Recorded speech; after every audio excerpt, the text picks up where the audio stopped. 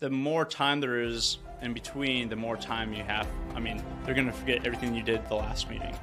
So the second meeting is more, here's the financial plans, here's where you're at right now, here's what you, if you did it on your own, this is what it looks like, and here's what it looks like if you want help with it.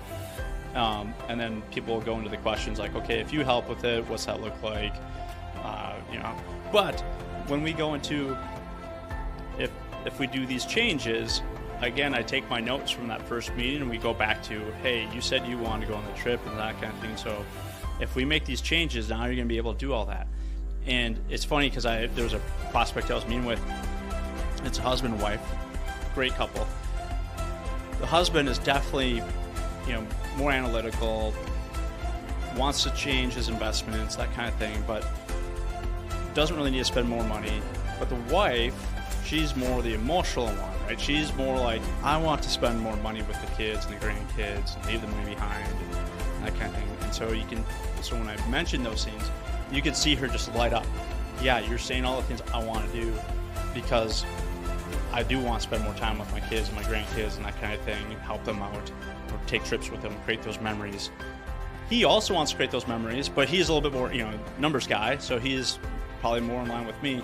But that's the biggest problem that we have as financial planners is we know what looks best on the numbers, but we got to connect the emotions with that. And what I find is that most of us aren't going to be doing the exact thing that's best financially. We got to find this, what's going to work together, not just one or the other. If you try to do too much push on what's best financially, they'll disconnect and they'll completely leave. Because what's happening is you're not listening to them. You're listening to yourself because you know what's best for them as far as financially, but you're never going to get them to agree. A lot of times when we do Roth conversions, we could show them mathematically what's a better scenario. They'll never go for the best mathematically scenario, at least the majority of people. Because emotionally, they've been doing something for one way for 40 years. All of a sudden, you're going to try to get them to change. Like, it's just not going to happen. Like, you're never going to get me to stop driving a car. Like, I'm always going to, I've got it set in my head. I don't care if I'm old, 90 years old, I'm going to drive myself around. You're going to have to take my keys away. And that's kind of how it is when it comes to the emotions.